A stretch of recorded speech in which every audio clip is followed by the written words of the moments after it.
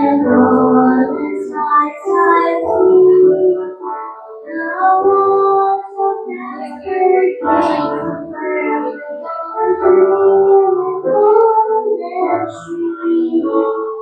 why should I be present? Why should I ever see? After all and the wind that so before the truth, the accuser of the brothers, but the real that is our God, and here the open to darkness, the passion is my mind, Lord, you are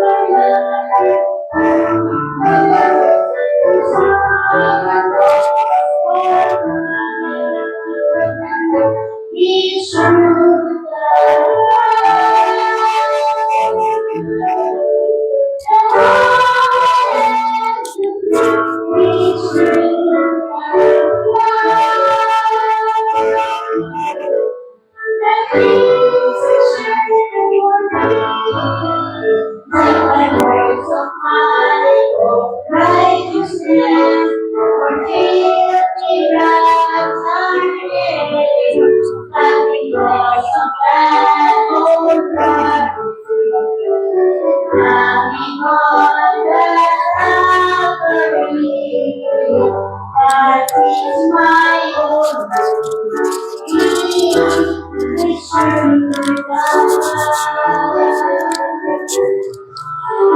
when I walk and I feel there's no way out, when the wheels sorrow threaten me and desert my world around. That's when I turn to Jesus and the price paid for me. I can lift my hands, see the praise for me, and shout the victory. It should have that's all I have to do. It should have that Jesus shed for me.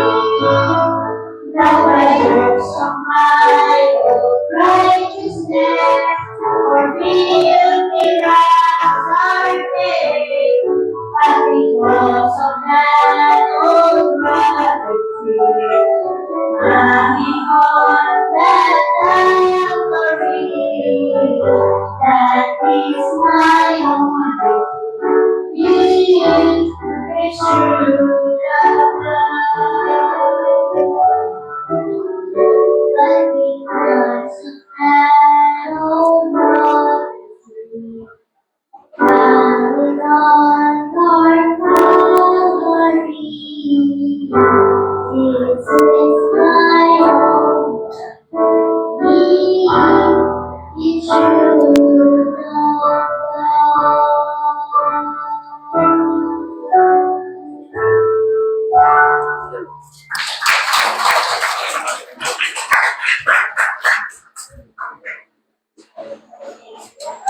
Tayo natin tumayo.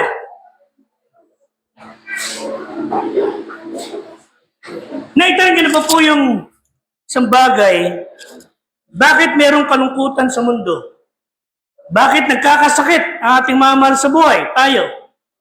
Bakit tayo nakakaranas ng pagdurusa? Ayun, why are we suffering? Why do we have sorrows? And why we became sick? Ngayong umaga po, tingnan natin kung bakit. I just want to encourage you, maintindihan nyo yung sinasabi ng Biblia, para hindi ho tayo maninisi, hindi natin sisisihan ng Panginoong Diyos, hindi natin siya pagagalitan, hindi tayo magmamaktol, hindi tayo magbabaslide, At salit tayo ay magiging mas tapat pa sa Diyos at aayon sa kanyang kagustuhan. Buksan niyo Bible sa Genesis chapter 3.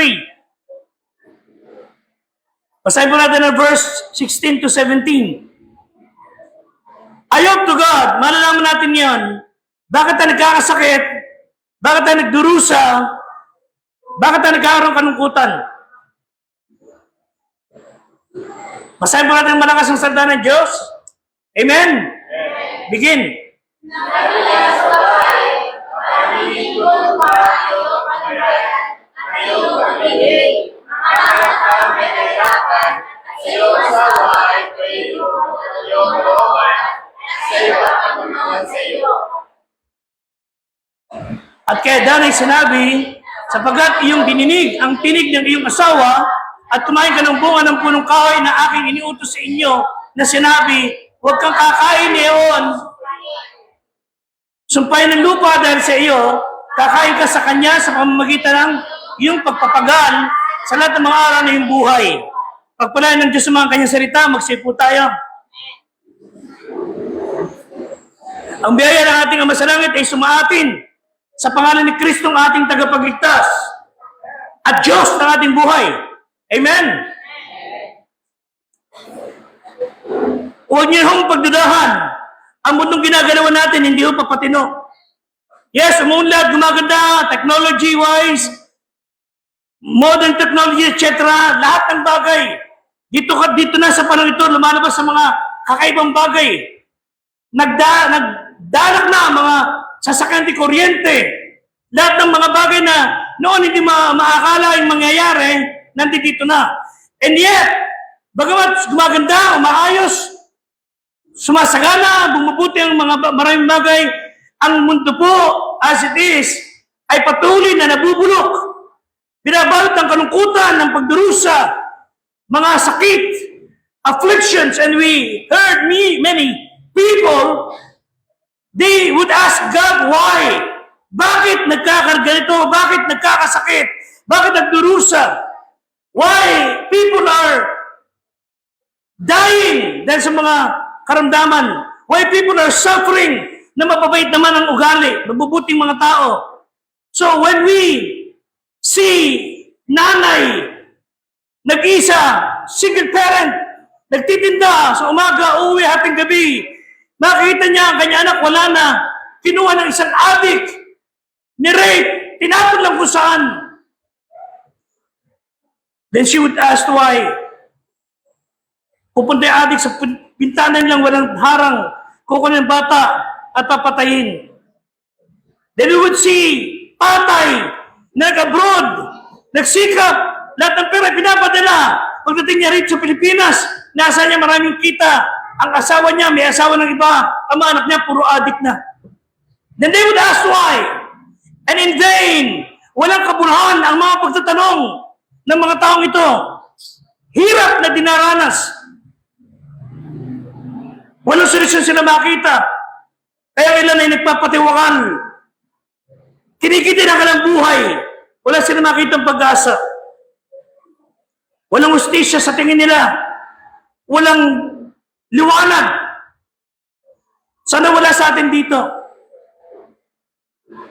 Nag-away na kayong girlfriend mo, pakamatay ka. Hindi ka na nadala ng boyfriend mo. Nagsaksak ka ng kutsilyo, nagbikti ka. Hindi ka na sinigot ng nililigawan mo. Kinipin mo buhay mo. Hindi ka na nabigyan ng nanay mo o ng tatay mo ng gusto mo. Nagbulak-bulak ka na sa klase. Tapos pabuntis ka. Hindi ka nabigyan ng gusto mong course na nais mo. Nagwala ka na at hindi ka na naglingkod nabuhay ng matino sa pamilya. At lumayas ka, sinayang mo buhay mo. You know why people are suffering? Hey, listen. Bakit nagdudusa maraming tao? Dahil sila mismo may kagagawan. Nagpataw ng kaparusan sa kanilang sariling buhay. You don't need to blame God. Maraming tao na pahamak ngayon, hindi dahil sa Diyos. Sinikap na Diyos sila iligtas. Sinikap na Diyos sila ilagay sa tamang bagay. Sinikap sila padala ng mga Kristiyano. Sinikap sila akayin sa mabuting bagay. Pero hindi katawan mismo, lumalayo sa Diyos. Tapos pag napahamak kayo sa inyo, Diyos, Hindi ka makapal talaga ang mukha ng tao. Pagkatapos yung disrespect ang Diyos, bastusin yung magulang nyo, at walang yain nyo sila. Sayang na lahat ng pinaghirapan na. Pag napahama ka, sinisisi nyo Diyos, why don't you blame yourself? Parang ikaw, meron kayo sagot sa mga tanong natin. Why do we suffer? Sometimes, it's because of us, because of our wrongdoing. Pero higit sa lahat, bakit tumating ang ganitong pagsubok, karamdaman, kalungkutan sa lahat ng tao, kahit sa mga matitinong Kristiyano? Iba nga, sabi, Kristiyano pa man din ako, naglilingkod pa man din ako sa Diyos, pastor pa man din ako, manggagawa ko sa church, ba't kami pa nagugutom? Hindi ka tamad lang talaga yung mga yun? Hindi kaya ko wala kayo kasi baka naman kasi tamad lang talaga yung tao. Ba't ako wala ko sweldo sa church? Mukha ba akong gutom, Pedro? Pag ang tao pinagsikap sa buhay, may mapapala. Pero paigay parang bisagra ng pintuan. Ano yung bisagra? Yung bisagra? Pagising, umaga na pala, tulog ulit. Pag parang kang bisagra, wala kang sikap pagsumikap sa buhay, huwag kang magtaka na ang kalungkutan, kahirapan, at ang pagdurusa dadating sa iyo na parang baha. Wala akong binabahiya ng Diyos na tamad. Amen? Eh bakit doon nasisipag, Pastor? Nagdudusa din. And this is actually general answer. Ang mundo ito ay sinumpa ng Diyos. Kaya lahat ng tao, mabuti, masama, masipag, tamad, maayos, hindi maayos, kaya sila nagdurusa dahil sa pumasok ng kasalanan sa mundong ito. Dahil sa kasalanan, piniyagan ng tao, si Eva at Adan, walang alam na kalungkutan, walang alam na pagdurusa, until they have sinned, until they have disobeyed God. Bakit to? Sabi ng Bible sa verse 16, dadagdagan ko, wika niya, I will multiply thy sorrow. Pararamihin ko ang lupa, ayaw ka ng bayan. Bakit? Sinuway mo ako, ang iyong asawa. Alam niyang mali. Kinain pa rin niya pinagbabawal ko, kaya siya magpapatulo ng pawis para siya mabuhay. Mga kapatid, hindi yung intention ng Diyos na kayo magpatulo ng pawis para kayo mabuhay. No. Iligay niya ang paradise sapat para mabuhay ka ng walang hanggan. Amen? Pero bakit kailangan tayo magtrabaho?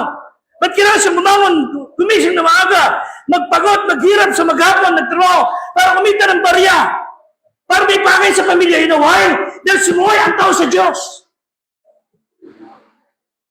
Nagdudusa tayo dahil sumuhay ang tao sa Diyos. Sin resulted in sorrow.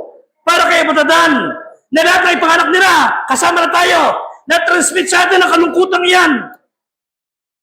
Hindi ko tinuturo, hindi ko sinasabi na lahat tayo ay daranas ng pare-parehas na hirap sa buhay.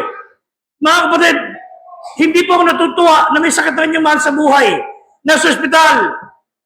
At never kong pangarapin na yung sakit ng anak niyo, mahal sa buhay, maging ganun din kami. Hindi ho. Hindi pare-parehas ang ating pagdurusang dinadaanan. Pero sa bagay tiyak, lahat tayo nagdurusa. Para sa iba, eto napakagaan. Pero yung ganyang problema sa kanya, napakahirap. Lahat tayo nagdurusa. Let me give you the following. The cause is Satan. Kaya ang durusa, ang dahilan, si Satanas. Satan brings sorrow. He brings suffering. And you know, na si Satan ang tumukso kay Eva para kainin ng pinagbabawal na gamot. Para gamitin ni Satanas si Eva para sumunod yung asawa niya. At pag napuso niya si Adan, mapapasunod na niya lahat ng mga susunod ng mga tao. Ayon sa Biblia, si Satanas na nagtulak sa mag-asawa na magkasala hanggang ngayon, nagbubulit pa rin sa kasamaan para sa kapwa natin mga tao. Luke chapter 13, buksan niyo Bible, verse 11. Luke 13:11, basa. Narito ang isang babae na may espiritu ng sakit, 18 taon na, totoong baluktot, hindi makaunat sa anong paraan. Para kagaya natin, hindi makaunat, baluktot. Verse 16. Ano sabi ng Bible? Bakit siya ganon? Basa. Ang bayan ng laki ang karakungan nilagyan ni Satanas dahil sa malaki palutaon, hindi na dapat talagang nakain ito sa mga Satan still brings suffering. Tinalian ni Satanas ng 18 taon ng sakit yung taong yon. Kaya sabi ng tao, hindi ba dapat nakalagan? Amen? Mga kapatid, panahon ng kumalag tayo sa tali ng dyablo, ang pag-asa dyan ay si Kristo yung Diyos. Si Kristo, nagsabi siya na itong babae ito ay tinalian ni Satanas. And God only knows how much sorrow and suffering meron itong babaeng ito na idinulot ni Satanas. Napakasarap sana mga kapatid. Na isang araw, mangyari ito. Acts 10:38. Yan po sabi ng Bible. Ano ginawa ni Kristo? Basa. Acts 10:38. Begin. Nakatuwid tayo sa Jesus sa Nazaret. Paano siya itinira ng Diyos ng Espiritu Santo? Naglilibot. Gumagawa ng mabuti. Nagpapagaling sa lahat ng mga pinahirapan ng dyablo. Ang Ama ay sumasa kanya. Ang Espiritu ay sumasa kanya. At siya ay Diyos. Lumilibot. Church, ano ginagawa? Gumagawa ng mabuti. Nagpapagaling sa lahat ng pinahirapan ng dyablo. May we pray that one day God would help all those oppressed by demons. At ang Bible nagbigay ng mga makasaysayang pangyayari sa buhay ng mga lalaki at babae ng Diyos. Natin sa isahin. Pero let me get one. Mark chapter 9.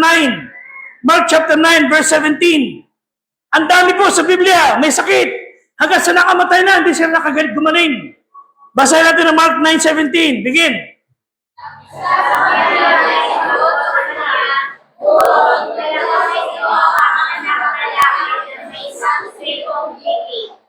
Pinipipi ng dyablo. Verse 18. At saan man siya ngayon nito, ay inuwan siya. Nagbubulakan ng bibig. Nagngangalit ang mga ngipin.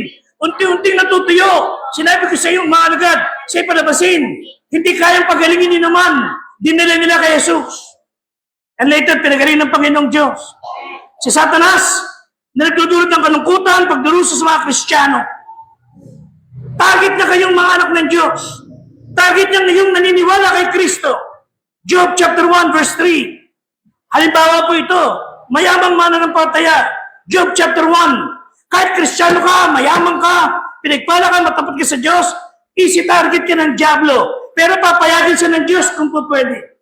Hindi pwedeng gawing target kayo ng dyablo na hindi pinapayagan ng Diyos. Basa, verse 3. Ang kanyang bahay ay lumipong lupa, at lumipong ang medyo, at pinipala ang mga tuwag na baka, at inunahan sa babae, sa loob, malapit sa bayan. Ang lalaki ito ay siyang pinakakita sa lahat ng mga anak na salamanan. He was the greatest, pinakamayaman, nung araw na yun. And yet, ano sabi sa verse 8? Sabi ng Panginoon kay Satanas, "Di ba pinansin na akin lingkod na si Job? Walang gaya sa lupa, sakdan na matuwid, na lalaki, natatakot sa Diyos, humihiwalay sa kasamaan." Tinan mo si Job, di kaya kay Satanas. Kasi target ni Satanas. Sabi ng Diyos kay Satanas, "Sandali mo na, tinan mo yung akin lingkod na yan, matuwid, sakdan, may takot sa akin, lumalayo sa masama." Mga kapatid, yun ang gusto ng diablong galawin. At sinumanan siyang galawin. Pinayagan ng Diyos siya sa Satanas to interfere in the life of Job. Lahat ng alagang hayop na matay, mga alipin na namatay, ang kanya anak ay namatay, pati asawa niya, sinabihan siya, "Mamatay ka na, Job! Sumpahin mo, Diyos!" Sobrang grabe ang inabot niya. Mga kapatid, kung lahat ng tao galit sa iyo, pero kayong mag-asawa magkaampi, kaya niyo mundo.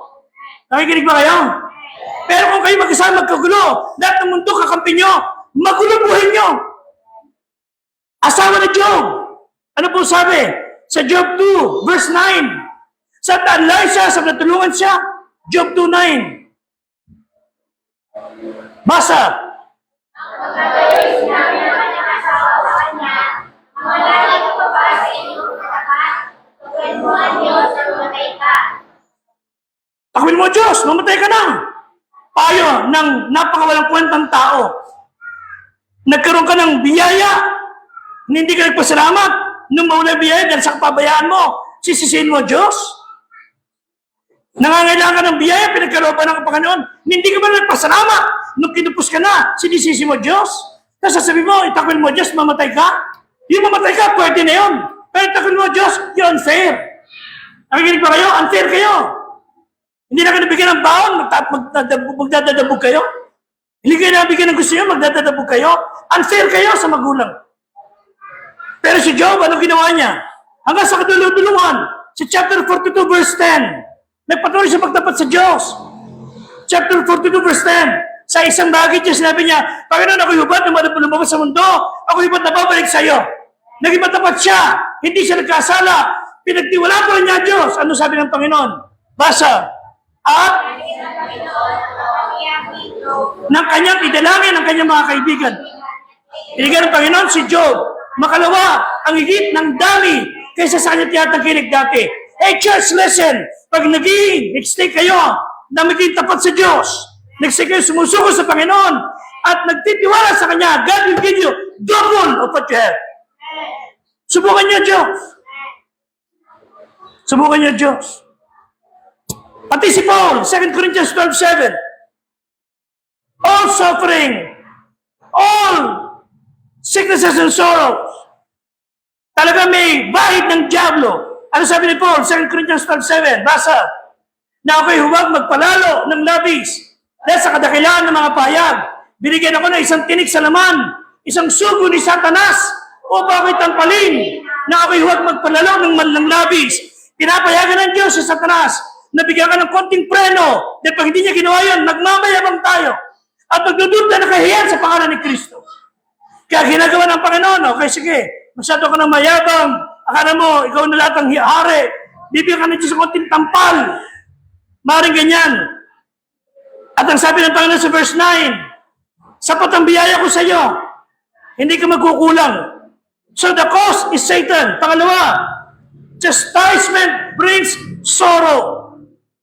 Punta po tayo sa Ruth chapter 1. Ruth chapter 1 verse 19. Let me give you a background. Elimelech, asawa sa Naomi, along with their two sons, nagpunta sa Moab. Nagsikap mabuhay.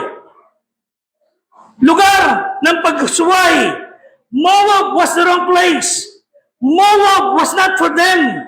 Doon sa Moab, namatay ang asawa ni Naomi. Namatay ang dalawa niya anak. Natira mga manugang. Moab was the wrong place for them. At pagkatapos, nalaman ni Naomi, walang mangyayari sa akin dito, bumalik siya sa Bethlehem. Ano sabi sa verse 19? Sa pagbalik niya, ano sabi? Basa.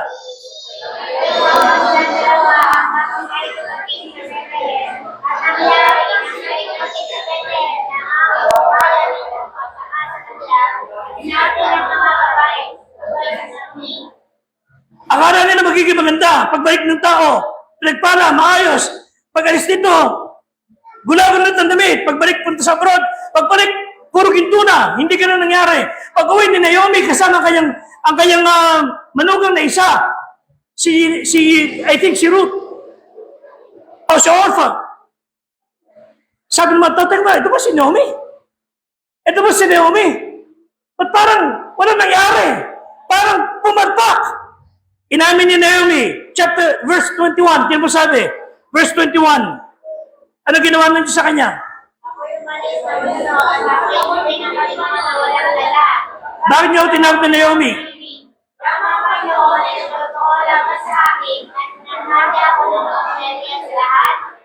God has afflicted me. Tinuturuan siya ng Diyos. Kinakastigo sila. Baka kaya tayo nagdurusa, baka lang. Kaya tayo nagkakasakit, baka lang. Kaya tayo nagkakaroon kalungkutan, baka meron kayong dapat ihingin ng tawad sa Diyos. 1 John 1:9, ipahayag niyo yung kasalanan, si tapat at banal, na patatawarin ka. Hindi ko sinasabi, kaya kami sakit dahil pinaparusahan ng Diyos. No, don't get me wrong. Amen?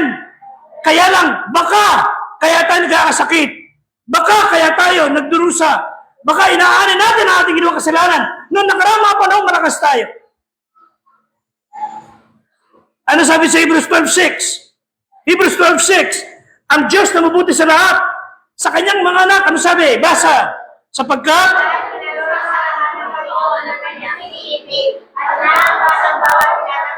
kailangan minsan tayong kastiguhin para tayo tumuwid, para tayo mayayos, dinidisiplina tayo. Hinapas niya kanya iniibig. Kaya pagka may karamdaman, may kalungkutan, sabihin natin, Panginoon, kung ito'y palo mo sa akin, salamat po, itinutuwid mo ako. Amen? Tipo sa verse 5.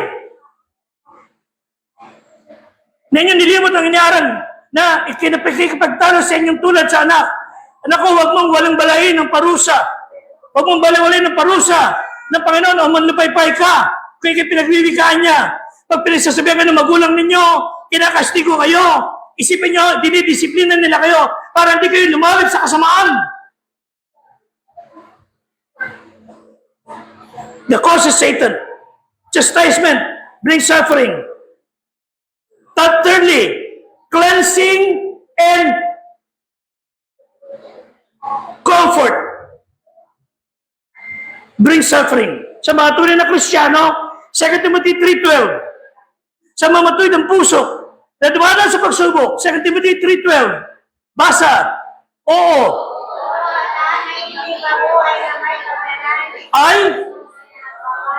Listen, nabasa nyo? Ang mabuhay na may kabanalan, mabuhay ka ng matino, mabuhay ka ng diretso, maayos, nakakakuha mo sa Diyos, magbabata ka ng pag-uusig. Walang Kristiyano magbubuhay ng diretso sa Diyos, na laging papalapakan ng tao. Walang magbibigay siya ng medalya, ang bait mong Kristiyano. Walang magbibigay siya ng trophy, napaka-tino mong tao, wala ho. Bagkus, aatakayin ka ng pag-uusig. Amen? Bakit ang mundo hindi para sa iyo? Ano sabi ng Panginoon pag inuusig? Matthew 5:10. Matthew 5:10. Basa.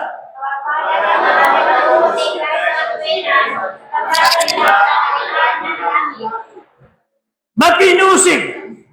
Hindi kayo masama ugali natin? Ba't tayo kinakastigo? Hindi maganda testimony natin? Mapalad ka pag pinag-uusig ka dahil sa katwiran. Huwag ka sanang usigin dahil sa kasamaan, dahil sa maling buhay, dahil sa maling patotoo. Hindi ho. Dapat uusigin ka sa paggawa mo ng katwiran. Suffering brings cleansing and comfort. 1 Peter 4:16. 1 Peter 4:16. Basa. Ngunit, huwag mahiya. Luwatiin mo ang Diyos. Amen? Pag nagdurusa ka bilang Kristiyano, nabubuhay ka matino, huwag ka mahiya. You should be proud.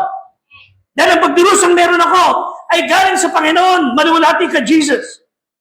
Pero pag kayo ay nagdurusa dahil sa ating kasamaan, dahil sa ating pagkakulang sa Panginoon, humingi tayo ng tawad sa Diyos.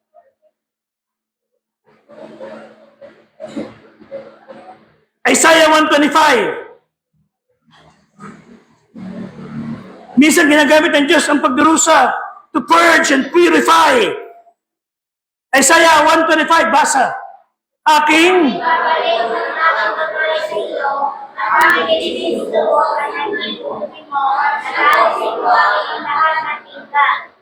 alam nyo, how can God bless us? Iling ko lang hindi nyo maibigay sa Panginoon. Tapos, sumunod mga araw, kung mag-bless ka ng pera kung saan, wagas. Pero sa Panginoon, kaching. Ano yung sinasabi ko? God has blessed you with health and wealth and wisdom. Pero pagdating sa paglingkod sa Panginoon, barya at tira-tira binibigyan natin, mga kapatid. And then you expect God to bless you? Ito pa, wala ka nang ginawa. Pagkatapos ng linggo, gabi, humaari ka na ng gagawin mong kalokohan. Ang gagawin ng Diyos, kukunin ka, ugasan ka. Pagka nakawala ka, ayan ka na naman sa pusamin, para kang biik. Binisa ka, balik ka naman doon. Sabi ng Diyos, ibabalik ko aking kamay, nilinis ka ng boss. Ano gagawin siya? Linis, layas. How can God bless you? Wala siya natupa kung di ikay linisin. It's high time. Sabi ko, Panginoong Diyos, Magpapakatino na ako sa iyo. And I want you to bless me. Kung kaya niyo gawin, abedi mainam. Baka isa na kayo sa pinapray natin, magiging milyonaryo sa ating church. Magiging maganda buhay. Baka sakali. Tulungan tayo ng Panginoon na yung mga nabubuhay sa Panginoon, nagdurusa man, maging matibay. And then of course, sa pagdurusa natin, nagbubunga ng conversion. Conversion after suffering. Marami nagiging Kristiyano dahil ang tao, nakita ka, nagdurusa, nagtitiis ka. Kung sino yung Bible sa Lamentation 1:12. Lamentation 1:12. Wala nang nagdusa na higit kundi si Kristo. Pero sabi ng Bible, basa.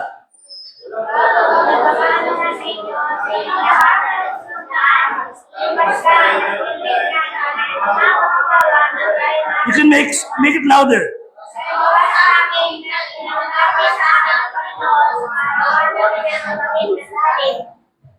Is it nothing to you? Kayo ng mga dumadahan? Wala bang silbi sa inyo na dumadagan sa church every Sunday nag-attend na sinasabing may nagdusa para sa iyo, nais kanyang baguhin, nais kanyang patinuin, binabaliwan natin standing in and out. Hindi nyo naintindihan. Ang Diyos na pakita ng kapanglawan, nagdalamati. Sabi, wala bang pakialam kayo? Wala bang naman sa inyo? At may mga tao, dahil sa pangangaro na yan, naging Kristiyano ang marami. Nakakalala sa Panginoon. John 11:45. John 11:45. Ano sabi ng Bible? Basa. Maraming nga sa mga udyo ang nagsiparoon kay Maria at maraming kayo ni Maria ay nagsisampalataya sa Kanya. Dahil sa ginawa ni Kristo, marami nagsisampalataya sa Kanya. Marami naging Christian. John chapter 12, verse 9 to 11. And I'll close. Basa. Ay nalaman na siya naroon. Sila nagparoon. Hindi dahil kay Jesus lamang. Kundi upang makita na si Lazaro naman na muli binaman mula sa mga patay. Nabaltan nila yung milagro. Verse 10. Datapat ng sangguni ang Pangulong Saserdote. Kita niyo ha? Gumanang milagro si Kristo, binuhay si Lazaro mula sa patay. Ando sila, nagmimiron, hindi para purihin ang Diyos, kundi para makita kung totoo at malamang buhay si Lazaro para ipapatay si Jesus, pati si Lazaro. Kabubuhay mo na papatay na kagad nila? Ano papapatay pati si Lazaro? Sama talaga ng mga religyoso, mga kapatid. 11. Anong nangyari? Basa.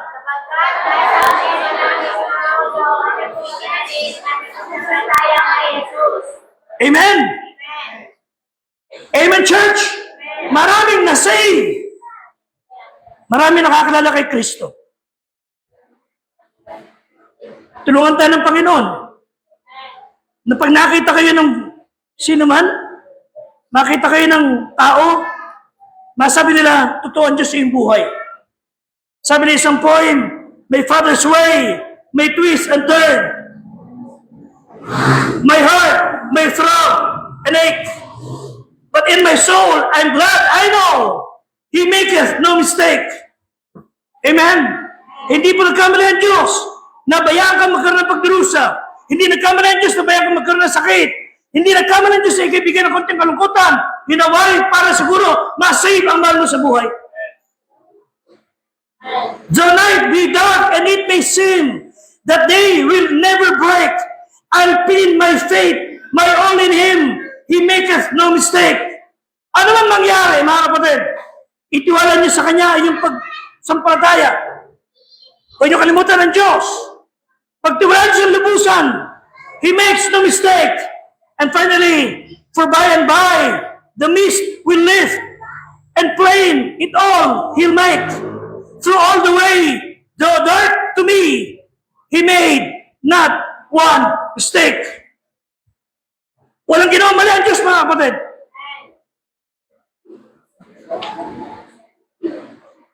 Yung sinugod sa hospital, akin may bahay. 3 months, 5 months. Yung aming unang baby, Ay di na nabuo. Sinabi ko sa doktora, doktora, gusto ko makita ang aking anak. Niras pa si Ma'am Vance kung ano ba ginawa sa kanya. Ang anak ko nagkaroon siya ng abortion kasi wala nang bata, patay na. Mabubulok dyan, madadali siya. Binigay sa akin ng doktora. Nasa sa malit na bote aking anak. 3 months. 1 months. No? Kinuha ko. Parang wala akong kasamang tao sa paligid. Walang pera. Tumatawid ako sa kalsada. Sa mga sasakyan. Umiyaw sa aming bahay, sa likod bahay. Inilibig ko aking anak. Yes, pagdarusa. Nabingit ang buhay na aking may bahay. Masakit sa kalooban. Ang anak mo hindi mo makita. Ay, church, makikita ko aking anak sa langit. Yung kaluluwa niya nandun sa langit, mga kapatid, simudya ako. Dan Diyos bigyan sa amin ng bagong pagkakataon. Yung tao, ang napakalaking baby. Alam na kung sino yun.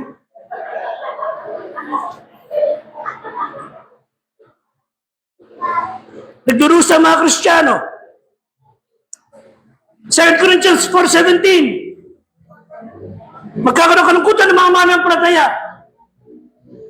2 Corinthians 4:17. Basa mga kapatid.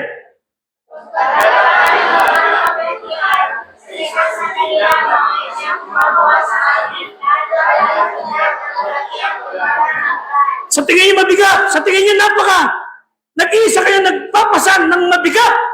Church, baka naman tama sinabi ng Diyos, sapagkat ang aming magaang kapigatian ay sandali lamang, ay siyang gumagawa sa amin ng lalong bigat.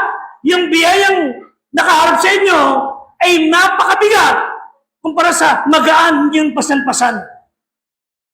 Mabigat na sa tingin niyo, ang tingin ng Diyos yan magaan. Kaya niyo yan. Amen?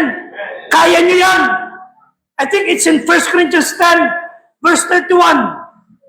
Hindi ka bibigyan ng Diyos ng pagsubok na hindi mo kakayanin. God will give you way. God will make a way. Sabi ng Bible. 1 Corinthians 10:31, if I'm not mistaken. No, 10:13? 10:13. Okay, basa. Begin.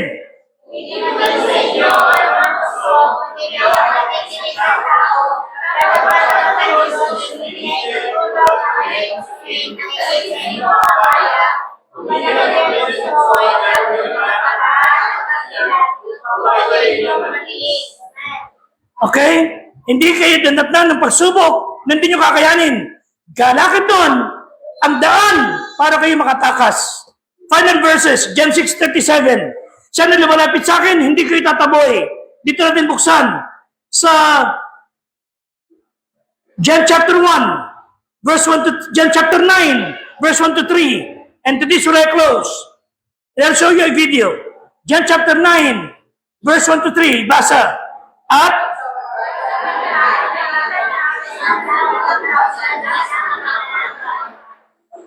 tinanong sa kanya ng kanyang alagad.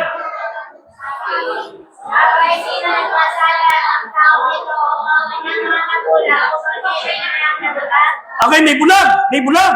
Sabi ng mga alagad, Guro, sino may kasalanan kaya sa bulag? Siya o yung mga magulang niya? Ano sagot ni Kristo? Sa verse 3. Basa. Jesus, hindi kaya sa katao na nagpasala, hindi ang kanyang mga magulang man, hindi ko makaya sa kanya ang magawa ng Diyos. Mga kapatid, may pagsubok pa hindi nadaanan. Meron ba siliraning tinadaanan ngayon? Hindi kaya kayo nandiyan dyan para ang Diyos malulati sa buhay niyo? Hindi kaya para ang Diyos lalo nakita at mapasalamatan, magdulot ng kaligtasan ng maraming tao? Tayo muna yung manalangin. Dahil mo, keep it rolling. Gusto ko sumama kayo sa video. Tumuyo po tayo lahat. Panginoon, kausapin mo kami ngayong umaga. And help us, Lord, to realize ng aming pagsubok na dinadaan ng kalungkutan, ang aming dinadaan ng mga sakit anuman, is not because our fault, it's not because someone else's fault, but for your own glory and for your honor. Panginoon, mangusap kayo sa amin. In Jesus' name. Now, maupo kayo sandali. Sama mo sa video, panoorin niyo itong clip, mga kapatid. And I want you to sing. To sing with Him. Wala kayong karapatan maghimutok, magreklamo sa Panginoong Diyos. Tingnan niyo itong kalagayan niya, and you will be thankful sa Diyos, kumpleto ang parte ng katawan niyo. You watch this. Then I want you to sing with Him. Tingnan yung itsura niya. Tingnan yung kalagayan niya kumpara sa inyo. Tingnan niyo yung itsura ng kanyang katawan kumpara sa katawan meron kayo.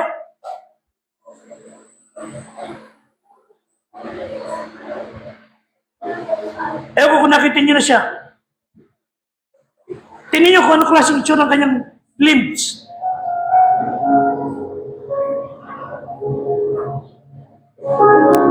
You know the song? Sagutin niyo ko. You know the song? Would you sing with Him?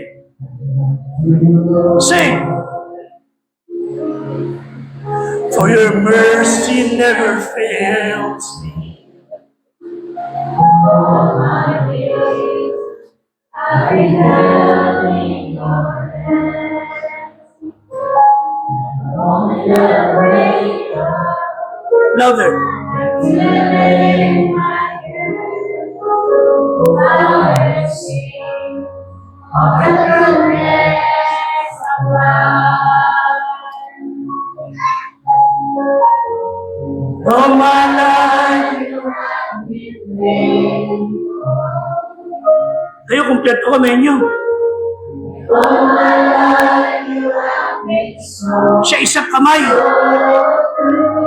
Dalawang daliri. very rare that I am made I sing of the goodness of God. Ay, natin tumayo.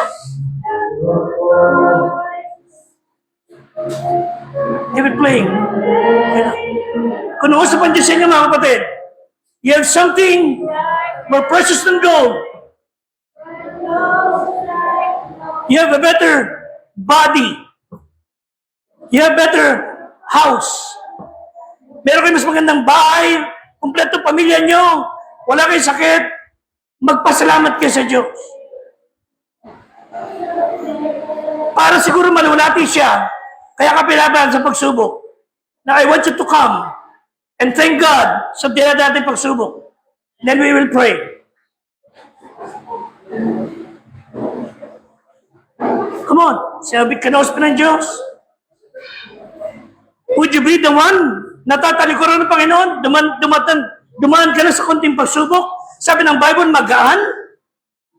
Hindi ka unfair sa Diyos? Konting problema lang, iniwan mo siya?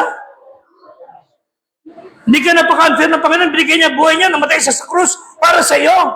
And yet, hindi ka mabigyan ng araw, kahit isang beses sa Sunday, para sa Kanya. Habang ka nakapikit, habang kayo nakayuko, sa ating mga panauhin, sa inyong first time, your church cannot save you. Hey, your church cannot save you. Walang relihiyon na magliligtas sa iyo, magdadala sa langit. Wala.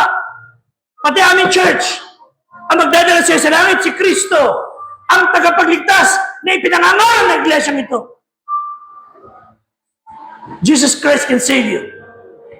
Habang kayo nakapikit, habang kayo nakayako, gusto mong mapatawad ka sa iyong kasalanan, gusto mong maging anak ng Diyos, gusto mong maging mabuting tao, gusto mong maging tunay na Kristiyano, tanggapin mo si Kristo sa puso mo. Magsisi ka ng kasalanan.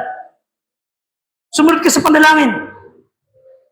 Kung tunay na nagnanais kang maging tunay na Kristiyano, magbago ang pagkatao, mapunta sa langit, kayo mamatay, kausapin natin ang Diyos. Ito po ang panalangin. Sabihin mo ito sa puso.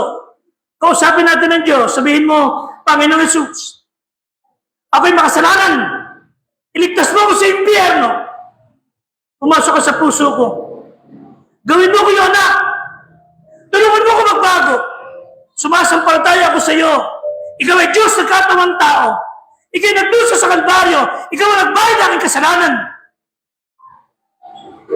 Ikinamatay, inilibing, at lubay na muli. Pumasok ka sa akin puso at buhay. Tinatanggap ko ang buhay na walang hanggang, iniaalok mo sa akin.